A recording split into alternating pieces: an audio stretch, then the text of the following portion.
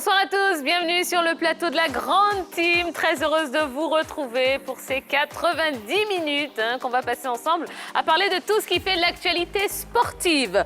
On aura le droit du foot, mais pas seulement dans cette émission.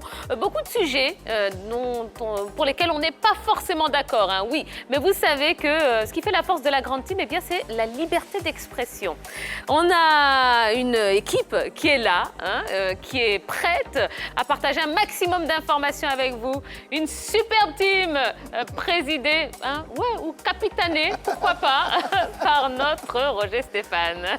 Bonsoir Tia. Comment allez-vous? Ouais, mais c'est bien gentil tout ça, c'est bien. Ouais, c'est notre capi. Bon, d'accord. Même si je lui donne pas souvent le brassard, mais en tout cas, c'est notre capi. On l'aime beaucoup. Ouais. Salut Jojo. Salut Tia. Belle chemise, Jojo. Merci. Qu'est-ce que je suis aussi dans la Grande Team? Mais vous êtes notre...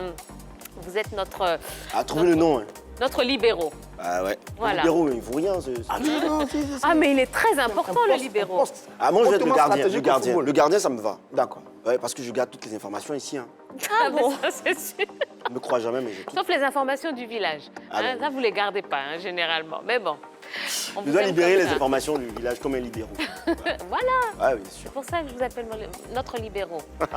Salut, Yellow. Salut. Salut Yellow, salut Tia. Voilà, c'est moi qui suis en Yellow ce soir. Oui, salut Tia. Vous allez bien également? Je vais bien, merci. D'accord, super. Allez, eh bien, on va commencer en vous rappelant ces gestes barrières, voilà, pour lutter contre la propagation du coronavirus. C'est très, très, très important. Il faut tout simplement éternuer, voilà, ou tousser dans le creux du coude. Il faut se laver les mains avec de l'eau et du savon régulièrement. Et puis, il faut éviter tout contact étroit avec une personne souffrant de fièvre, de toux ou de rhume. Si vous avez quelques symptômes, si vous avez de la fièvre, si vous toussez ou si vous avez des difficultés respiratoires, eh bien rendez-vous immédiatement dans le centre de santé le plus proche de chez vous. Et pour avoir un petit peu plus d'informations, ça se passe tout simplement au 119. Allez, voilà, on est prêt, tout a été dit. Eh bien, c'est parti pour la Grande Team. Tout de suite, le sommaire. Au sommaire de ce numéro de la Grande Team, Salomon Kalou vers le Brésil, on en parle dans l'actu. Encore plus d'actu avec l'arrêt du championnat rwandais, la révélation de Lionel Messi et El Hadji Diouf qui ne lâche pas prise. Les voitures des footballeurs font le buzz. La boxe ivoirienne peut-elle renaître de ses cendres? C'est le débat, sans oublier Bizarroïde, la déconnade et avec nous, un invité. Et préposé à redorer le blason du noble art ivoirien, il a été porté à la tête de la Fédération ivoirienne en juillet 2019. Mais son idylle avec le ring ne date pas de la dernière pluie. Précédemment, il a appartenu à l'équipe du général Gaoussou Soumaoro, également au comité directeur des présidents Arsène Yoboué et Rach Nguessan Kwasi. Mesdames et messieurs, la Grande Team a le plaisir de recevoir ce soir, non pas un boxeur, mais plutôt le président de la Fédération ivoirienne de boxe, monsieur Emmanuel Arthur Bois. Oui. Oh, Mohamed Ali. Gauche, gauche, gauche. Mohamed Ali. Vraiment, je peux pas. Allez, les droites sont crochet. les crochets. Hypercute. Voilà. Avant, je ne crois pas trop à l'hypercute. Pourquoi? On doit l'appeler un relevé chinois. Bon, c'est l'homme qui attribue un sens aux choses de la nature. On peut l'appeler n'importe quoi. Emmanuel Bois, comment allez-vous? Parfait, tout va pour le mieux, je vais bien.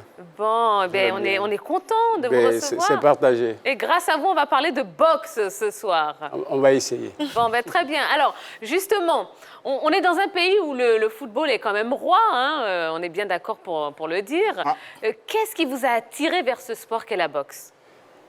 C'est d'abord en tant que sport, en tant que discipline sportive. Très tôt, je l'ai pratiqué. Et puis, j'ai eu des amis qui, par la grâce de Dieu, ont été portés à la tête. J'ai fait un chemin avec eux. Et puis, la passion m'a emballé. Voilà, et j'ai compris qu'il y avait de l'enjeu, il y avait des choses à faire. Et donc, il fallait s'y mettre. Et je suis resté. On est content de savoir que vous êtes là, à la tête de cette fédération. Mais moi, personnellement, j'ai un peu pitié pour vous quand même. Parce que la boxe en Côte d'Ivoire, c'est ce qui se faisait peut-être de meilleur, quoi. On a eu ici un championnat du monde, des championnats d'Afrique, de très grands champions. Ouais. Il y avait une effervescence en Côte d'Ivoire avec la boxe. On avait tous les grands combats à la télévision. Mais aujourd'hui, hop, on n'a plus rien. Et donc, quand je vois comme ça, je dis, mais le pauvre, comment il va s'en sortir? Ben, écoute, c'est une question de vision et de stratégie. Voilà, et vous faites bien de citer ces beaux moments de la boxe ivoirienne. Mais en ce moment, c'était piloté et chapeauté par un grand monsieur, Félix Houphouët-Boigny, Absolument. qui avait ses moyens. Alors, je l'ai toujours dit, vous savez, la boxe, c'est de grands moyens. Voilà, un championnat d'Afrique, il vous faut au moins 50 millions. Voilà. Un championnat du monde, il vous faut au moins 90 millions. Ben, Houphouët, il avait la politique de ses moyens. Absolument. Alors donc, il y mettait du sou. Et ça faisait qu'il y avait cette effervescence. Malheureusement, le mécanisme n'a pas suivi. N'a pas suivi. Et donc, ça a créé une léthargie. Mais comme je l'ai dit, c'est une question de vision, c'est une question de challenge. Nous avons mis en place un schéma directeur qui puisse éventuellement nous permettre de redorer le blason de la boxe ivoirienne. Et donc, c'est ce que nous sommes en train de chercher à faire. Très bien. Alors, on aura tout le temps de l'émission pour comprendre un petit peu l'état des lieux de la boxe ici en Côte d'Ivoire, comprendre aussi ce qui ne va pas et surtout trouver des solutions parce que c'est quand même ça le but de la discussion. Alors, amis téléspectateurs, si vous avez des questions à poser au président de la Fédération ivoirienne de boxe, Emmanuel Bois, qui nous fait le plaisir de nous accompagner sur le plateau de la Grande Team, eh bien, vous pouvez le faire via la page Facebook de la 3. Vous pourrez également commenter toutes les questions qui vous seront proposées tout au long de l'émission. Et puis, vous pouvez aussi nous envoyer des petits messages. Ça nous fait également très, très, très plaisir. Allez, on va rentrer tout de suite dans le vif du sujet avec ce qui fait l'actu.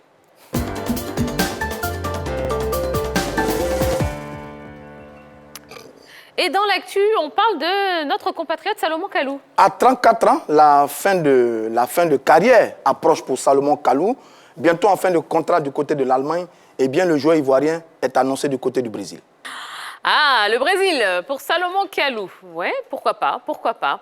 Mais selon vous, est-ce que c'est la meilleure destination possible pour un joueur tel que Salomon Kalou? Vous répondez par oui ou non et puis vous expliquez pourquoi sur la page Facebook de la 3. Également en plateau en utilisant les petites ardoises, Monsieur Bois.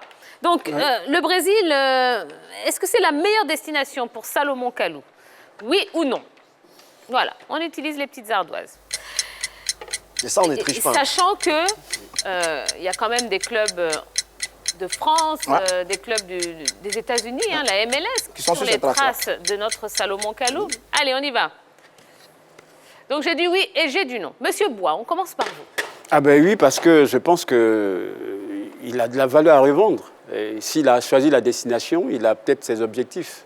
Et donc, sans être technicien avéré, pour chercher à faire un schéma mathématique pour voir quelles sont ses motivations, mais je pense a priori qu'il veut revendre encore de la valeur. Et c'est pourquoi il a choisi cette destination. Donc, est-ce que si on suit la logique de M. Bois, le choix du Brésil est une bonne option? Financièrement, on va dire non, parce que les clubs qui payent le mieux sont en Europe. C'est ce qui est connu. Non, le Brésil, pour moi, n'est pas une bonne destination pour Salomon Kalou. Parce que quand même, il peut encore servir en France, en Angleterre et même aux États-Unis. Je pense que c'est le Brésil qui veut réaliser un coup médiatique sur cette affaire. Il n'y a pas longtemps, c'était avec Yaya Touré, et là encore, c'est avec un autre Ivoirien. Donc, je dis, le championnat brésilien a envie de se vendre, d'attirer un peu certains joueurs pour faire sensation, pour faire un peu le buzz médiatique, etc. etc. Mais pour Salomon, non, ce n'est pas une bonne destination. Il a 34 ans, il est encore très, très bon. Il peut encore bien servir certains clubs en Europe et aux États-Unis. Donc, je pense que pour moi, ce n'est pas une bonne destination. Ah ouais, c'est le contraire pour moi. Vous n'avez rien remarqué, pardon. Les Brésiliens aiment vraiment les Ivoiriens. Parce qu'on a le même jeu qu'eux.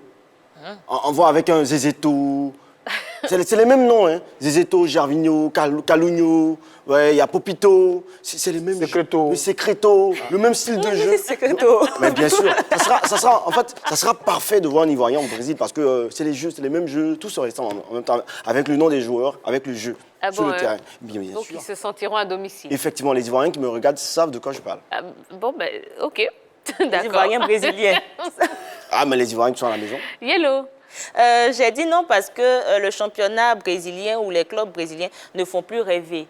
Les clubs brésiliens ne font pas partie des top clubs mondiaux. Donc, on sait que Salomon Kalou a encore du potentiel. Il peut encore servir la nation. Il peut encore se faire exploiter ou bien il peut mieux jouer dans d'autres clubs européens, anglais et tout. Donc, la destination du Brésil, ça ne colle pas vraiment. Mais pourtant, Salomon Kalou a 34 ans. Donc, est-ce qu'il penserait peut-être à la retraite finalement? Non, mais à partir de ce moment-là, il faut choisir un bon club, Voilà.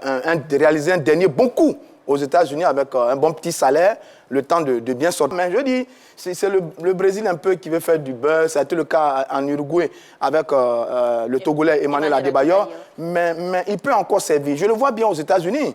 Pourquoi pas dans la Soccer Major League. Je le vois bien, par exemple, dans un petit club également en Angleterre. Et même en France, il est encore capable, Salomon Kalou. C'est vrai qu'il n'a pas été magnifique avec l'équipe du Hertha Berlin, mais il n'a pas été mauvais non plus. Donc le Brésil, à mon avis, il va aller s'enterrer un peu parce que là, on n'a même plus les nouvelles de Emmanuel Adebayor. Ah, mais on connaît tous les relations qu'a Salomon Kalou avec les belles filles. Là. Peut-être le Brésil aussi, c'est pour ça. Ah oui, Ah. mais c'est vrai. Ah non, Yellow, Ah, Yellow, non. Elle mérite même Commencez le pas. carton rouge. Allez, carton jaune. Voilà, j'en perds mon stylo. Mais pourquoi on n'a jamais de carton rouge pour Yellow? Non, Ça mais vient laissez-la au pas. moins faire Bon. plusieurs erreurs. quand même. Voilà, parce qu'on est un peu... Non, Yellow, là, c'est limite hein, quand même. Il n'est pas vieux. Alors, on va accueillir Dorgelès Kofi, qui a pas mal de choses à nous dire concernant Salomon Kalou.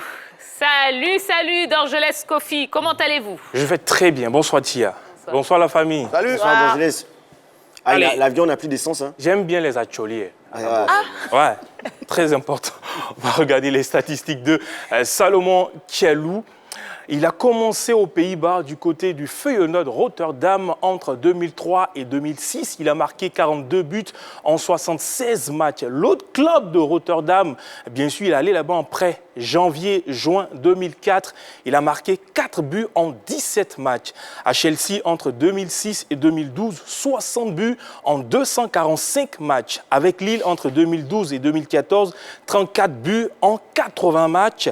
Avec le Hertha Berlin, il est au club depuis 2014. Tia, voilà, Salomon Kalou. Merci beaucoup, Dorgelès.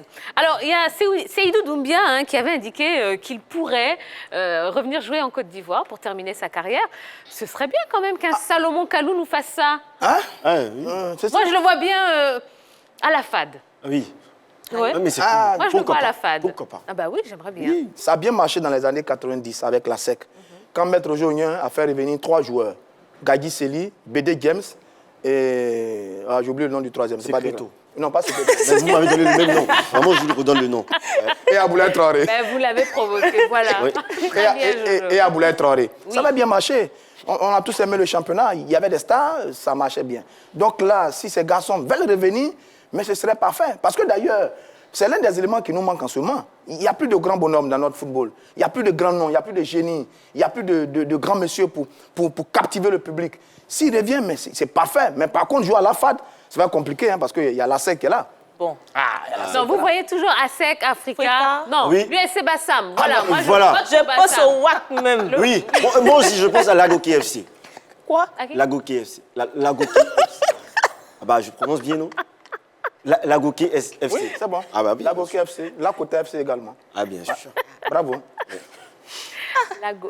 Lagoké Ah oui. Lagoké Club. Ah, mais FC Club, c'est Voilà. pareil. Quand on dit D'accord. Club FC, c'est le Lagoké même truc. Club de Daloa. Ah oui, d'accord.